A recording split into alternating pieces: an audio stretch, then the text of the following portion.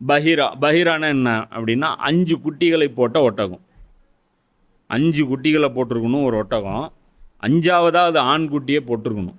5வது குட்டி ஆண்குட்டியாக போட்டுருச்சுன்னா இது வந்து இதுக்கு பேர் பஹீரா. இதை என்ன பண்ணிடுவாங்க, அதோடைய காதை அறுத்து விட்டுருவாங்க. அது வந்து விற்க மாட்டாங்க, அதை அப்படியே விட்டுருவாங்க. சாப்பாட்டுக்கோ எதுக்குமே அதை அறுக்கக்கூடாது. அது சாமி ஒட்டகம். அந்த ஒட்டகத்தை வந்து எப்படி வேணாலும் போகணும், அது எங்கே வேணாலும் மேயும். அடுத்தவங்க தோட்டத்தில் போய் மேயும், அதெல்லாம் தடுக்கக்கூடாது. அதுக்கு எந்த ரூல்ஸ் அண்ட் ரெகுலேஷனும் கிடையாது. இது ஒரு கிறுக்குத்தனமான இது. இப்போ அந்த ஒட்டகத்தை கறிக்கு அனுப்புனா ஃபாய்தா இருக்குமா? இது அப்போ அந்த ஒட்டகம் லாஸ் தானே. இது எப்படி அதான் சொல்கிறேன் பாரு, மூட நம்பிக்கை எப்படி ஆகுது பாரு. அதே மாதிரி சாய் வாங்குகிற ஒரு ஒட்டகம், இது என்ன அப்படின்னா ஒரு வேண்டுதலுக்கு பதிலாக தரப்படும் ஒட்டகம். அந்த ஒட்டகமும் இதே மாதிரி தான், விட்டுருவாங்க. வெட்டிலாம் எதுக்கு எது தர மாட்டாங்க, விட்டுருவாங்க. இந்த ஒட்டகத்துடைய டெஃபினேஷன் என்னன்னா 10 ஆண்குட்டிகளை ஈன்றெடுத்திருக்கணும். சரியா? அடுத்தது வந்து பார்த்தீங்க அப்படின்னா வசீலா அப்படிங்கிற இந்த ஆடு, ஒரு ஆடு. இது என்ன அப்படின்னா முதல் முறை ஒரு ஆண்குட்டி பிறந்துருச்சு அப்படின்னா அந்த குட்டியாக அறுத்துருவாங்க. 2வது வாட்டி அல்லது ஆணும் பெண்ணும் ஜோடியாக பிறந்தால் ஆண்குட்டியை வந்து சாமி பேரில் விட்டுருவாங்க. ஒரு குட்டி ஒரே பிரசவத்தில் 2 குட்டி வரும். ஆடு வந்து 2 குட்டியெல்லாம் போடும் ஒரே நேரத்தில்.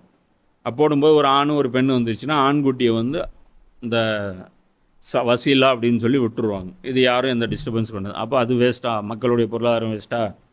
ஹாமுன்னு ஒரு கிழட்டு ஒட்டகம். என்ன அப்படின்னா ஒரு ஒட்டகம் அது ஒரு குட்டி போடுது, அதோட இன்னொரு குட்டி வந்துடுச்சு.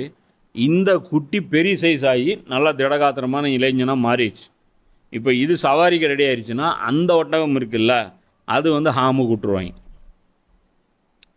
ஹாமுங்கிற அதுக்கு பேர், அது ஹாம். புரியுதா? அது ஆண் ஒட்டகம்.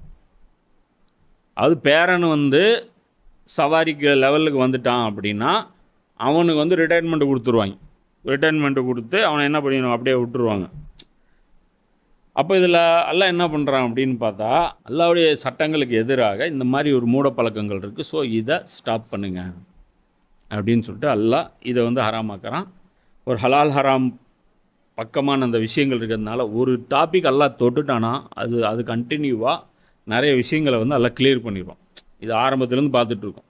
தலாக்கை தொட்டுட்டான் அப்படின்னா தலாக்கு அப்புறம் என்ன நடக்கணும், யார் பால் ஊட்டணும், புரியுதா, அவங்களுடைய வாரிசு என்ன இருக்கணும், அந்தந்த இடத்துல டச் பண்ணிட்டு அப்படியே குரான் வந்து மறுபடியும் சப்ஜெக்ட் மாதிரி பேசும்.